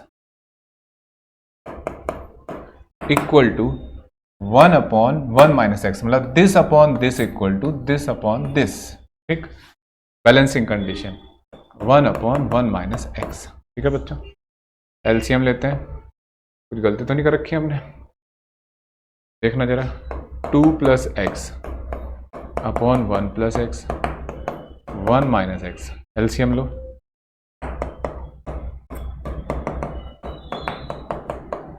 ऐसे लिख दिया बेटा, 2 माइनस 2x प्लस एक्स। ठीक है, देखो ये कट गया। अरे कौन सी कल, ये 1 मिनट रुको, थोड़ी सी यहाँ गलती कर दी।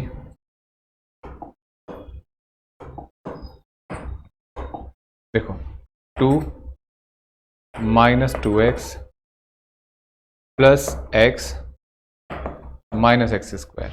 ठीक है, अब यहाँ से देखो बेटा, x से ये वाला x कट जाएगा। ठीक है, इधर ले जाते हैं इसको, 0 equal to 1 minus 1 plus x square, ये जाएगा इधर प्लस 2x माइनस 2, कितना हो जाएगा ये x square plus 2x minus 1 equal to 0। ये क्वाड्रेटिक इक्वेशन बन गई ना। इसको सॉल्व करते हैं बेटा, काफ़ी बढ़िया कैलकुलेशन है। x माइनस बी यानी कि माइनस 2 प्लस, ऐसे लिखा -2 हो गया, प्लस माइनस को डिस्कार्ड करते हैं, अंडर रूट बी स्क्वायर, तो यानी कि 4 माइनस 4ac, तो माइनस a तो 1 है और c माइनस 1 है, तो प्लस 4 हो जाएगा ना अपॉन 2a। ठीक है, तो माइनस, और ये 8 आ गया, तो 8 को 2 रूट 2 लिख सकते हो अपॉन 2, कितना आ गया बेटा रूट 2 माइनस 1। ठीक है, ये आंसर है। तो मतलब सीधे सीधे ये व्हीटस्टोन ब्रिज का क्वेश्चन था, बैलेंसिंग का। इस पार्ट का रेजिस्टेंस सोल्व करके this upon this equal to this upon this. ठीक, आगे बढ़ते हैं बच्चों। नेक्स्ट है क्वेश्चन नंबर 27। देखो बेटा, इसे सॉल्व करना है। A given figure show a straight current carrying straight wire of circular cross section radius A carrying a straight current I. The current I is uniformly distributed across its cross section. Calculate the magnetic field in the region R less than A, R greater than A. ठीक है, इसको मैं अलग से solve करके दिखाऊंगा, board पे solve करते हैं इसको।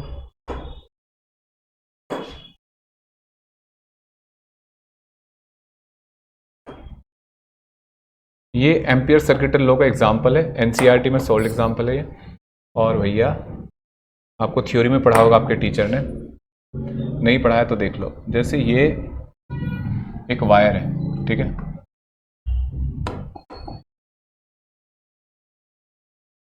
जैसे ये ऐसे वायर हो गया ये, ठीक है, इसमें करंट ना पूरे क्रॉस सेक्शन से जा रहा है, और बढ़िया से कंसीडरेशन लिखना है। मैं तो आपको समझा रहा हूँ, सॉल्व कर रहा हूँ, वहाँ पे कंसीडर अ वायर, कंसीडरेशन बढ़िया से लिखने होते हैं पेपर में। इसका रेडियस कितना दे रखा है बच्चों, इसका रेडियस दे रखा है a, ठीक है, करंट आई जा रहा है इससे। तो जैसे पहले अंदर पॉइंट लिया है, ऐसे एक पॉइंट पे, यहाँ पे एक पॉइंट लिया है, इस पॉइंट पे मैग्नेटिक फील्ड पूछ रहा है अंदर, सेंटर से r डिस्टेंस पे, तो क्या करो, एक लूप बना लो बच्चों, एम्पियर सर्किटल लॉ है ना, और इसके अंदर करंट पता करो कितना है। ठीक है, यहाँ पे एक स्मॉल लेंथ dl ले लो, dl लेंथ, ठीक, और एम्पियर सर्किटल लॉ लगाओ। तो पहले हम r less than capital A, मतलब स्मॉल a लिख रहे हैं, b dot D L, consideration अच्छा सा लिखना है, मैं भी नहीं लिखूंगा, बहुत बड़ा पेपर है, मुझे सॉल्व करना है सारा। तो integration b D L cos 0 mu naught I in. मुद्दा है कि इस वायर से कितना करंट जाएगा ये सीखना है। ठीक है, पूरे वायर से करंट, मान लो ये क्रॉस सेक्शन है, इस पूरे से करंट पता है आपको, इस छोटे से कोई एरिया से पता करना है, तो क्या तरीका होता है। मैं तुम्हें कहूँ कि भाई तुम्हारे पास 200 कॉपियाँ हैं, 200 कॉपियाँ 400 रुपये की हैं, तो बताओ 4 कॉपियाँ कितने की आएंगी। तो यूनिटरी मेथड लगाओगे ना, तो यूनिटरी मेथड लगाना है, ठीक है। Current through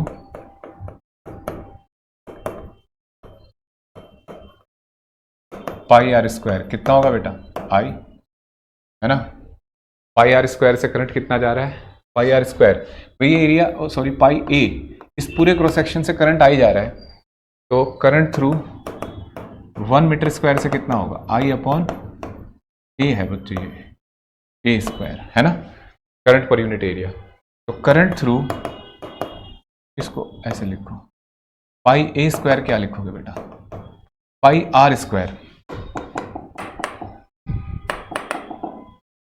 pi are square, pi are square ये एक एरिया है, इससे कितना करंट जाएगा, I into pi, pi A square into pi are square, unitary method लगा है, तो इसी को करंट इनसाइड द लूप बोलेंगे, I upon A square into R square. भैया यही होता है ना यहाँ पे करंट इनसाइड द लूप, तो बी बाहर आ जाएगा, कांस्टेंट है, डीएल का इंटीग्रेशन होगा, cos 0 1 कर लिया, करंट इनसाइड द लूप कितना हो गया, I upon A square R square, ठीक है। और डीएल एक छोटा सा एलिमेंट है, जोड़ते जाओगे तो टोटल कितना हो जाएगा, DL into 2 pi R mu naught I, और भैया I by A square into R square, R square से एक आर स्क्वायर काट दो, बी इक्वल टू आ गया mu naught I upon 2 pi A square into small r, ये magnetic field का फॉर्मूला आ गया, ठीक है, इनसाइड पॉइंट पे। अब एक्सटर्नल पॉइंट पे क्या करना होता है बच्चों, एक्सटर्नल पॉइंट पे मैं, अब आपने नोट कर लिया होगा, मैं दोबारा बस इसी में चेंज करूंगा, बाहर पॉइंट लोगे आप ऐसे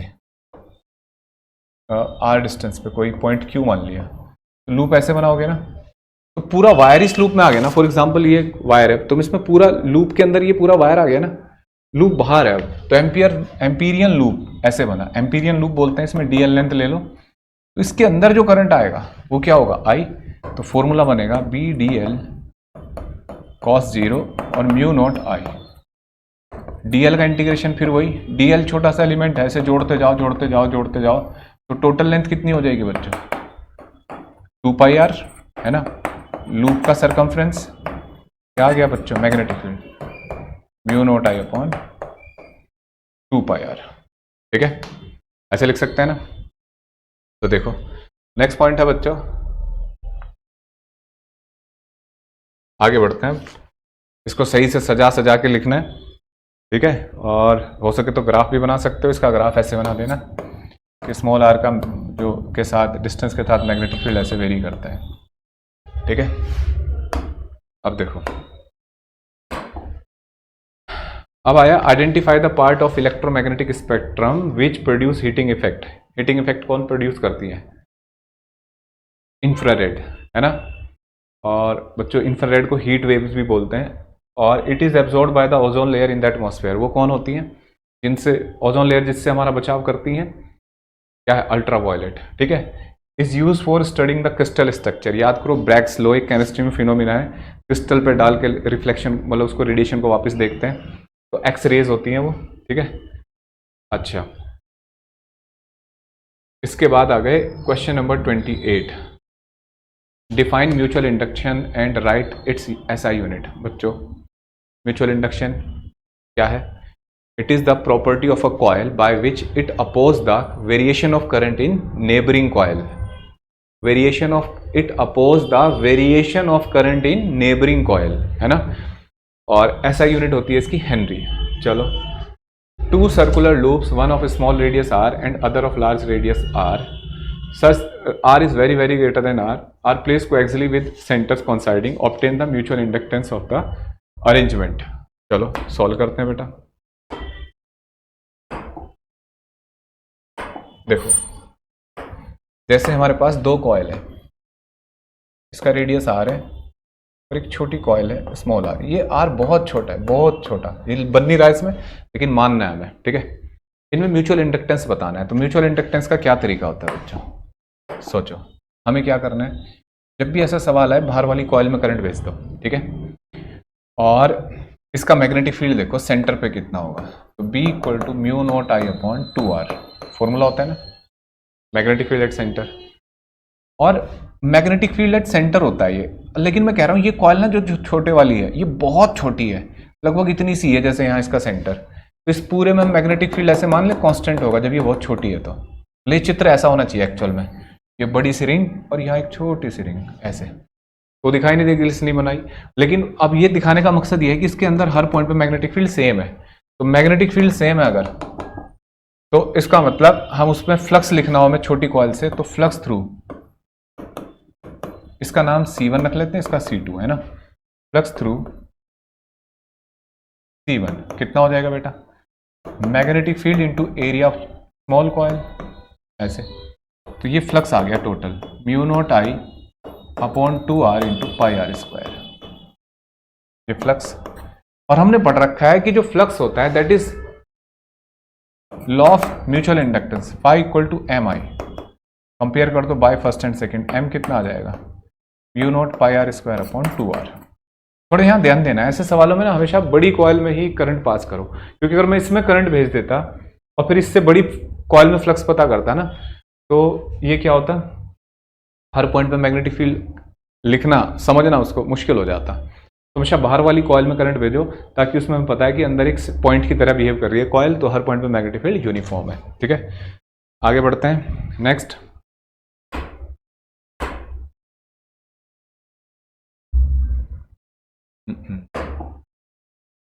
तो भैया अब ये शुरू हो गए। हाँ, two long straight parallel plate carrying conductor are kept at distance A apart, direction of current in both conductor is same, find the magnitude. ये डेरिवेशन है, सीधे सीधे NCERT में दे रखा है, लिख सकते हो वहाँ से 1 एम्पियर डिफाइन कर दो।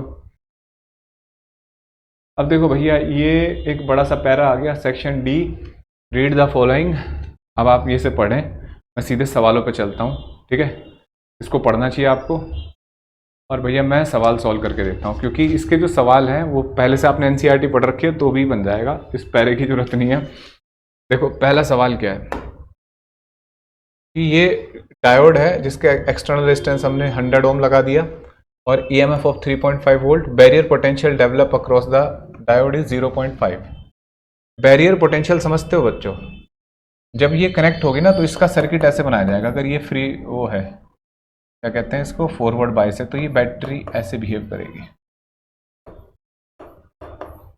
ये 3.5 और ये 0.5, ये 100। करंट बताना है। देखो बेटा KVL लगाओगे तो बैटरी अपोज नहीं कर रही है, तो अपोज कर रही है तो नेट वोल्टेज कितना हो जाएगा सर्किट का, 3.5 माइनस 0.5, 3 वोल्ट। तो करंट कितना आ जाएगा,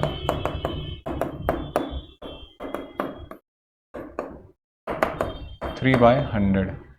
तो भैया ये कौन सा मैच हो रहा है, 30 मिली एम्पियर। हाँ 30 बनाया जा सकता है, एक यहाँ ऊपर नीचे जीरो कर लो, 30 इंटू 10 की पावर -3, तो 30 मिली एम्पियर। ठीक है, फिर क्वेश्चन है कि इनमें से विच of the following figure PN diode is reverse bias.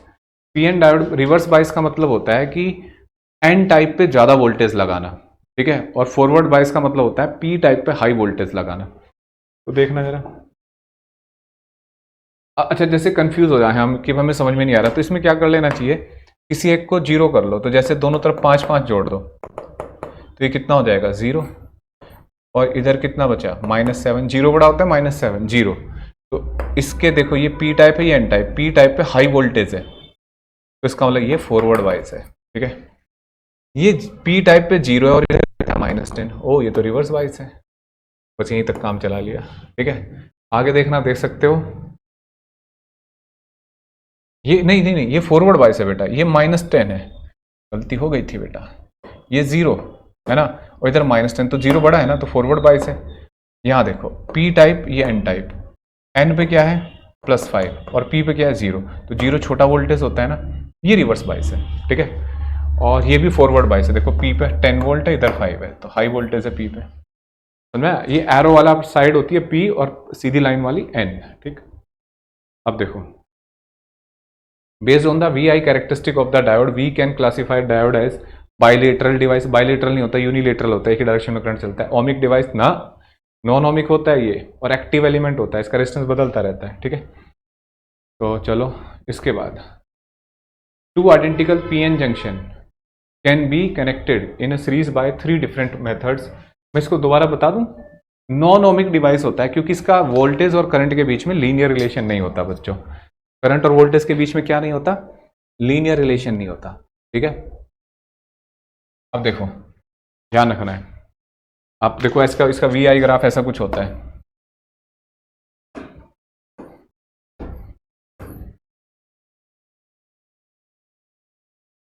ऐसे कुछ होता है ना, तो नॉन लीनियर कर्व है, इसलिए नॉन ओमिक डिवाइस होता है ये। ठीक, सी ऑप्शन होगा। Two identical PN junction can be connected in series by three different methods, as shown in figure. If the potential difference in junction is the same, then the correct connection will be. मतलब आपको ऐसे connect करना है कि इनके common जो junction है उन पे पोटेंशियल डिफरेंस सेम होना चाहिए। तो पोटेंशियल डिफरेंस दो डायोड हैं, अलग अलग जुड़ी हुई हैं कहीं, और उन्हें या तो फॉरवर्ड बाइस में कर रखा है तब उनके क्रॉस पोटेंशियल डिफरेंस एक होगा, या उनको दोनों को रिवर्स बाइस कर रखा हो, है ना। तो देखना जरा भैया, ये पॉजिटिव है, ये पॉजिटिव और ये नेगेटिव, ये हो गई फॉरवर्ड बाइस। लेकिन नेगेटिव पे पॉजिटिव इधर हाई वोल्टेज लगा दिया, ये हो गई रिवर्स बाइस। ठीक है, एन पे आपने हाई वोल्टेज लगा दी तो रिवर्स बाइस हो गई, तो ये गलत। अब ये देखो, ये पॉजिटिव है तो ये हाई, इस पे पी, ये भी हाई वोल्टेज है, ये हाई वोल्टेज, ये दोनों फॉरवर्ड बाइस हैं। तो जब दोनों ही फॉरवर्ड बाइस हो रखे हैं तो दोनों के जंक्शन पे उतना ही पोटेंशियल होगा ना, एक जैसा ही, है ना। तो ये में सही है, ये वाले में ऐसा है, लेकिन यहाँ हर जगह दो दो सर्किट दे रखे हैं। अब ये देखो, ये पॉजिटिव, एन पे पॉजिटिव, पी पे नेगेटिव, ये तो रिवर्स बाइस हुई, और पी पे नेगेटिव, एन पे पॉजिटिव, ये भी क्या हुई? Reverse bias. तो दोनों के क्रॉस पोटेंशियल डिफरेंस क्या हुआ बच्चों? सेम, है ना। तो ये दोनों रिवर्स बाइस तो एक जैसे पोटेंशियल हुए इनके क्रॉस, और ये दो फॉरवर्ड बाइस हुई, इनके क्रॉस पोटेंशियल, इनके आपस में कोई लिंक नहीं है। इस सर्किट की दो डायोड है, इनके पोटेंशियल डिफरेंस जंक्शन के बराबर है। ठीक है, इनके आपस में बराबर है, इनका आपस में कोई लेन देन नहीं, इससे कंफ्यूज मत होना। ठीक है, तो कौन सा ऑप्शन सही हुआ? Second and 3 B. ठीक है बेटा, आगे बढ़ते हैं। अब इसका fourth option,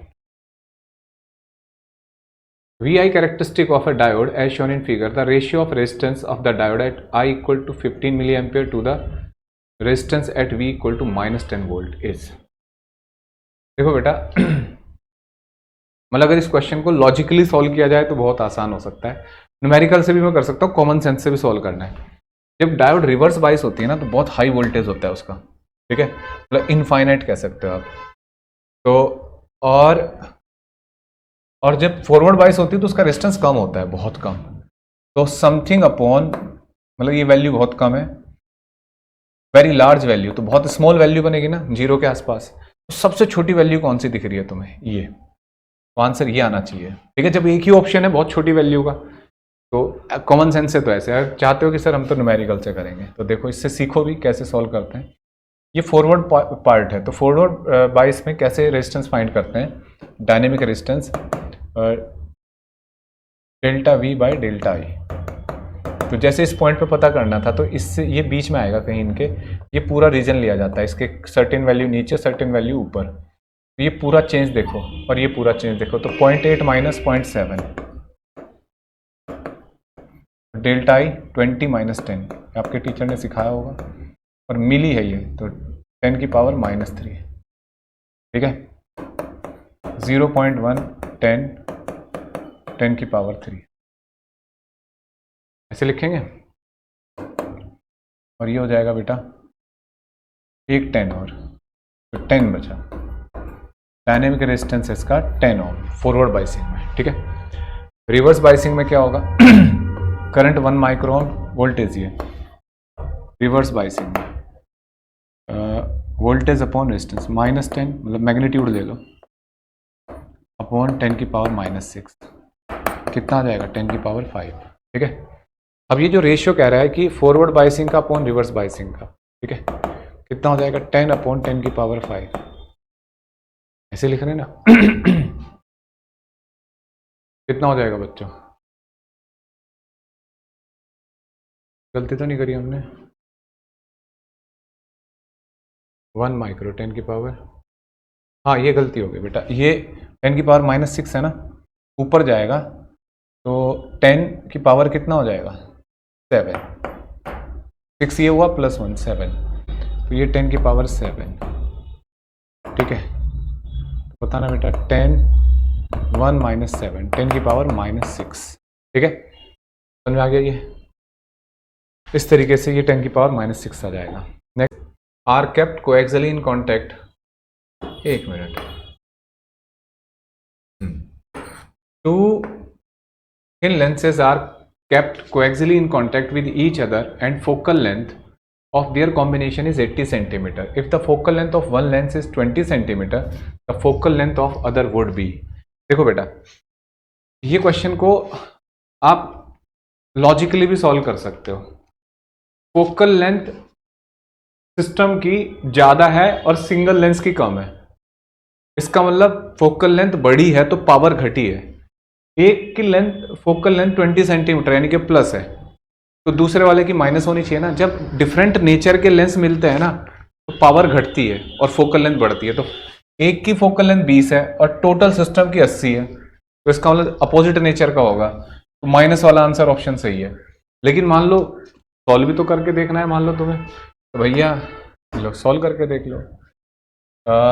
1/f plus 1/f1 plus 1/f2, 1/f कितना है बेटा 80, 1/f 120 और f2, यहां से सॉल्व करोगे यही आंसर आएगा, ठीक है।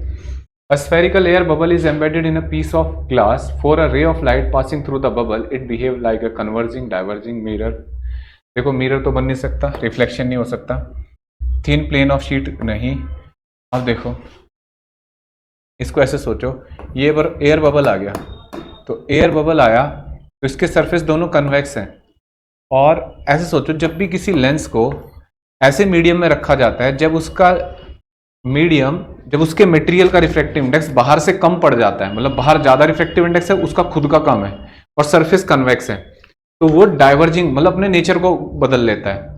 कन्वेक्स कनकेव की तरह बिहेव करता है, कनकेव कन्वेक्स की तरह। तो यहाँ ये तो हो गई एयर और बाहर डेंसर हो गया, तो इससे ज्यादा बाहर है ना रिफ्रैक्टिव इंडेक्स, ये जो बबल है, तो इसका मतलब ये भले ही इसके सरफेस कन्वेक्स है लेकिन ये डाइवर्जिंग बिहेवियर शो करता है, तो डाइवर्जिंग बी ऑप्शन सही है, ठीक है। इसके बाद देखो बेटा, lens generally use in magnifying glass are single concave, नहीं, single convex, combination of convex lens of power and concave lens of ये प्लेनो कनकेव। भाई मैग्नीफायर बनाना है तो मैग्नीफायर कैसा होता है बच्चों, सिंगल कन्वेक्स लेंस। अगर आप उसकी और मैग्नीफिकेशन बढ़ाते तो उसके साथ कन्वेक्स ही लेके आते ना, या कनकेव जोड़ रहा है तो बस सिंगल, यानी कि यही बी ऑप्शन, ठीक है। अब देखो, magnification of an image by a convex lens is positive only when object is placed at its focus f between f and 2f। भैया मैग्निफिकेशन पॉजिटिव याद कर लो आज से, जब भी चाहे मिरर चाहे लेंस, अगर मैग्निफिकेशन पॉजिटिव है ना तो रियल ऑब्जेक्ट है तो वर्चुअल इमेज बनेगी, वर्चुअल ऑब्जेक्ट है तो रियल।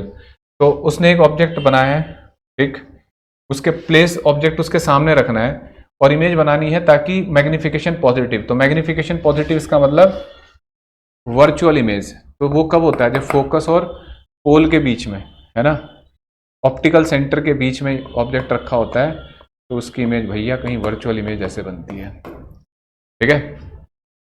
तो between f and 2f, fourth का होगा ऑप्शन डी।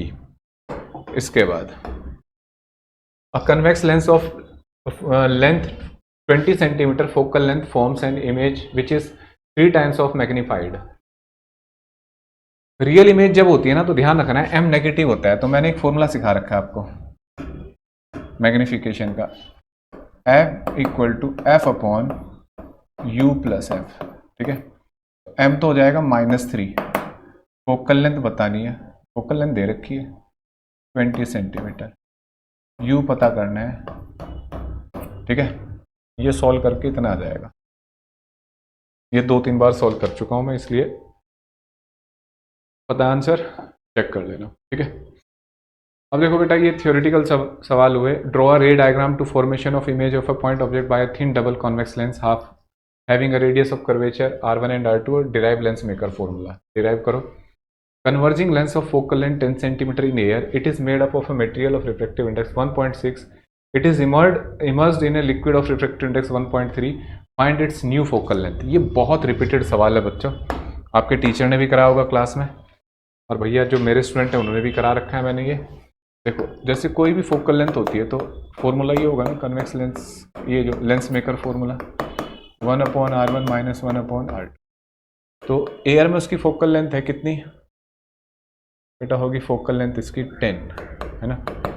और जैसे लेंस होता है तो n2 हमेशा ये होता है, n1 होता है बाहर वाला, n2 फिक्स होता है, तो पहले उसका रिफ्रैक्टिव इंडेक्स कितना 1.6/1 माइनस 1, उस पूरे को k लिख लो आप भाई, रेडियस वगैरह थोड़े बदलते हैं, ठीक है।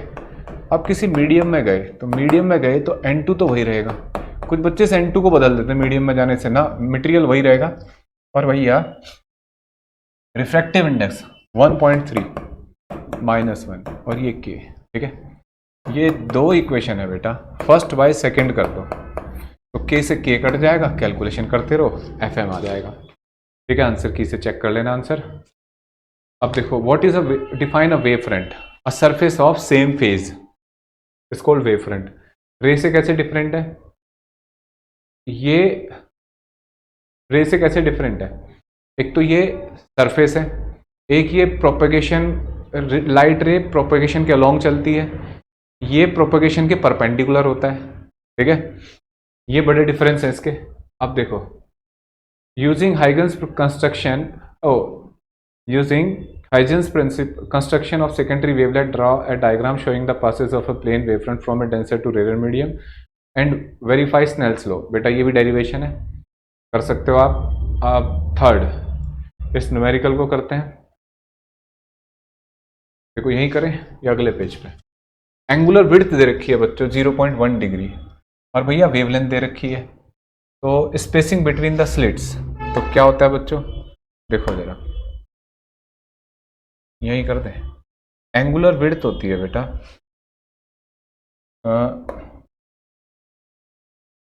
लैम्डा बाई डी, ऐसे, ठीक है। हमें क्या बताना है, स्पेसिंग बिटवीन ये, तो लैम्डा बाई डेल, और लैम्डा कितना है बच्चों 600 नैनोमीटर, नैनो मतलब 10 की पावर -9, डेल है 0.1 डिग्री, तो ध्यान रखना बच्चों 0.1 डिग्री को ना रेडियन में कन्वर्ट कर लेना, that is pi by 180 degree, मतलब पहले 1 डिग्री को, तो इसमें पाई अपॉन 180।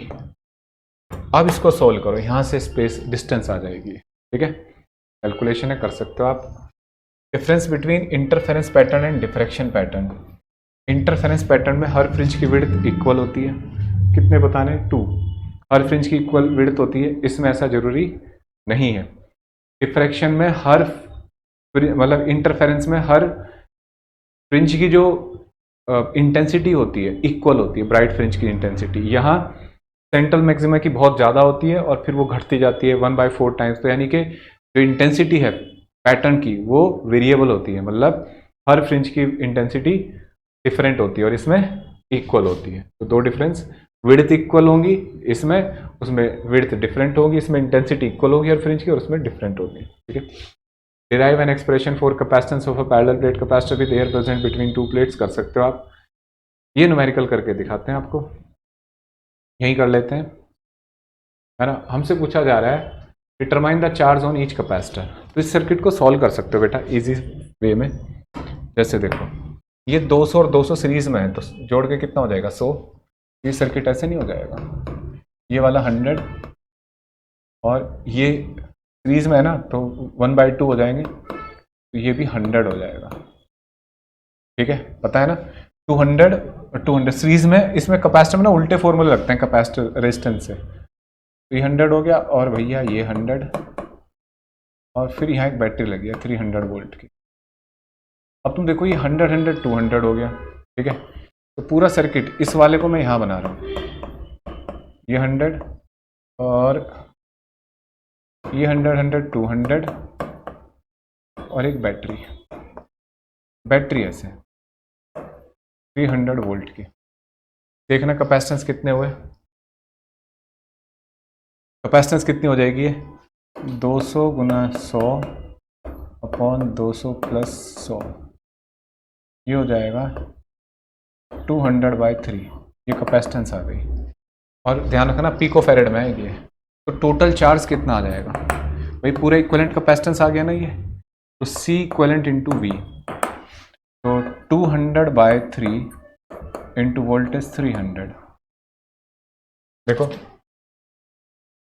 और पिको कूलम आ जाएगा ये, ठीक है। अब तुम ध्यान से देखो, ये चार्ज यहाँ से चलेगा इस बैटरी से, ये वैल्यू, ठीक है, इसको काट सकते हो आप, 100 हो गया ना ये, तो 2 × 10⁴ पिको कूलम, ठीक है। ये चार्ज यहाँ से चलेगा, जितना चार्ज यहाँ से चलेगा, देखो इसका भी 100 है, ऐसे सोचो यहाँ से चार्ज चला, तो जितना चार्ज ये Q चला तो Q/2 इस पे और Q/2 इस पे, ठीक है। तो इस ब्रांच में Q/2, तो चार्ज तो इस पर भी इतना ही होगा, फिर इस पर भी इतना ही होगा Q/2, और उधर से भी Q/2, सबका पता लगता जा रहा है, और फिर जुड़ के यहाँ से Q, तो इस पे Q, और Q की वैल्यू कितनी है ये, और Q/2 में से 2 हटा देना, पिको कूलम ऐसे बन जाएगा, ठीक है। अच्छा, समझ में आ गई बात। अब पिको का मतलब कितना होता है, 10⁻⁻12, ठीक है। इसमें से 4 और कर दो इसको, ये ऐसे कर सकते हो ना, 200 माइक्रो कूलम हो जाएगा ये, कैसे, ये हो जाएगा -8, तो ऐसे लिखा जा सकता है ये, ठीक है। अभी तुम चलो इतना ही लिखो यार, कैलकुलेशन खुद करना, कुछ गड़बड़ ना हो जाए। 2 × 10⁴ पिको कूलम। अब देखो बेटा, अ dielectric slab of thickness T is kept between, ये डेरिवेशन है, आपके टीचर ने आपको कराया होगा बेटा, नहीं कराया तो आप कमेंट बॉक्स में लिखना, करा देंगे इसको भी। जो क्वेश्चन आपको लगे कि दोबारा सीखना है तो ऐसे उसको दोबारा किसी वीडियो में डाल देंगे। अब देखो ये सवाल है बेटा, कितने क्वेश्चन रह गए, चलो तो खत्म हो रहा है ये। सवाल है कि देखो, ये बहुत पेट सवाल है ये, CBSE का, NCERT का। एक कैपेसिटर, उसको चार्ज किया किसी बैटरी से, इसका वोल्टेज V1 है, फिर इसके साथ उसे शेयर कर दिया, तो बताओ फाइनल एनर्जी कितनी, मतलब इनके यहाँ रेशियो वगैरह पूछ रहा है, find the ratio of energy before and after the connection off switch. देखो बेटा एक बात समझो, जब तुमने इसको यहाँ कनेक्ट किया था, इस पे इसकी एनर्जी कितनी होगी, इनिशियल एनर्जी केवल इसी के पास होगी ना, ½ C1V0²। जब तुमने इसको कनेक्ट कर दिया तो इनका कॉमन पोटेंशियल हो जाता है, आपके टीचर ने पढ़ा होगा, C1V1 + C2V2 upon C1 + C2। V2 हो गया 0, ये तो अनचार्ज था, है ना, इस पे V, तो C1V0 अपॉन C1 + C2, ऐसे आ गया, ये VC फाइनल एनर्जी। अब देखो final energy of before and after the connection off switch, तो फाइनल एनर्जी पहले वाले कितनी होगी, ½ C1VC² प्लस ½ C2VC², दोनों पे वो कॉमन पोटेंशियल होगा ना, इसे बोलते हैं कॉमन पोटेंशियल। अब देखो ½ ऑफ C1 + C2 और VC का स्क्वायर, ये रहा VC का स्क्वायर, तो C1V0 का whole square upon C1 + C2 का होल स्क्वायर, ठीक है। देखो ये होल स्क्वायर यहाँ से एक पावर कट जाएगी, और ये हो जाएगा C1V0 का whole square upon 2 C1 + C2, ठीक है, ये फाइनल आ गया। अब रेशियो ऑफ बिफोर और फाइनल ये कर दो, ½ C1V0² अपॉन, कितना हो जाएगा बेटा ये ½ C1² V0² C1 + C2, ऐसे V0 का स्क्वायर ½ का ½ C1 + C2 अपॉन C1 आ गया। चेक करते हो आंसर, कर सकते हो आंसर में, ठीक है, यही आना चाहिए बेटा। अब देखो इसके बाद, draw graph showing the variation of inductive reactance and capacitive reactance with frequency of applied AC source.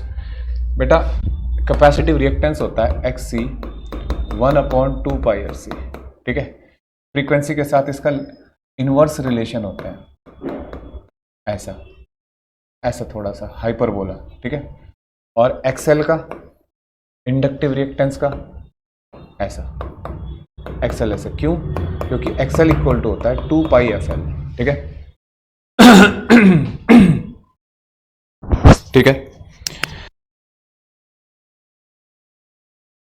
अब draw phasor diagram for a series LCR connected to AC source. बेटा फेजर डायग्राम आपने बना रखा होगा ऐसे, देखो ये है VR, ये होता है VC, ये होता है VL, ठीक है, सॉरी VL और नीचे VC। तो नेट VL माइनस VC हो गया, इसको यहाँ बना दो VL माइनस VC, और भैया ये बन गया नेट V नॉट, ठीक है। इस तरीके से बनता है, ये फेज डिफरेंस होता है, ठीक है। When an alternating current voltage इतना applied to a device X, a current of 0.25 ampere flow which lag behind the voltage in phase. Current lag behind कर रहा है, यानी कि वोल्टेज लीड कर रहा है। तो वोल्टेज किस में लीड करता है, तो क्या सिखा रखा है मैंने, सिविल। वोल्टेज लीड करता है इंडक्टर में, ठीक है। C for capacitor, I for current, V for voltage, I for current. Voltage lead current in inductor और in capacitor current lead voltage. तो यहाँ लैग बिहाइंड हो रहा है, करंट लिखा है ना, करंट ऑफ इतना विच लैग बिहाइंड द वोल्टेज, यानी कि वोल्टेज लीड कर रहा है, तो इंडक्टिव सर्किट है ये, यानी कि X क्या है, इंडक्टर है। फिर किसी दूसरे डिवाइस से जोड़ा उसको Y से, same current flow but now it is in same phase with applied voltage. ऐसा कब होता है बच्चों, रेजिस्टेंस के क्रॉस, रेजिस्टेंस के क्रॉस करंट और वोल्टेज सेम फेज में होते हैं। तो अगर सेम फेज में है बच्चों तो क्या होगा, इसका मतलब वो रेजिस्टेंस है, तो Y रेजिस्टेंस है, X इंडक्टर है, और इनमें करंट बताने हैं। वोल्टेज दे रखा है आपको, है ना, value device the name, calculate the current flowing in the circuit when the same voltage is applied across the series combination of X and Y। कुछ नहीं है। अब देखो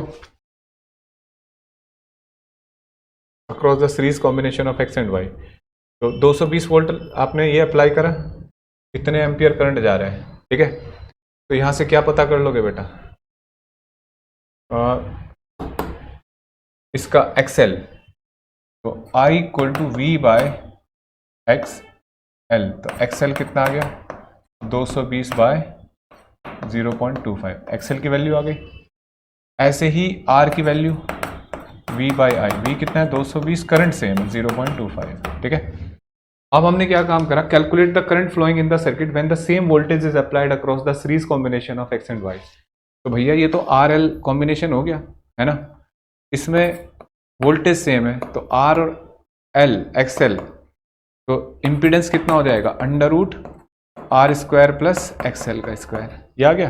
करंट कितना होगा, यहाँ से न्यूमेरिकली वैल्यू कैलकुलेट कर लो इसकी, I इक्वल टू कितना हो जाएगा V बाय Z, V कितना है 220, √ इस वैल्यू का स्क्वायर प्लस इसका सेम है वैसे ये कैलकुलेट कर लो, यहाँ रख दो, करंट की वैल्यू आ जाएगी। थोड़ी कैलकुलेशन आपको करनी है, ठीक है। अब देखो बेटा, ये शायद ऑल द बेस्ट बोलना है मुझे यहाँ पे, हाँ बेटा ये तो बिल्कुल थियोरेटिकल है, LCR सर्किट है AC में, उसका फेजर डायग्राम से इम्पीडेंस कैलकुलेट करना है, और जो वेरिएशन है रेजिस्टेंस R1, दो डिफरेंट रेजिस्टेंस पे रेजोनेंस फ्रीक्वेंसी का ग्राफ बनाना है।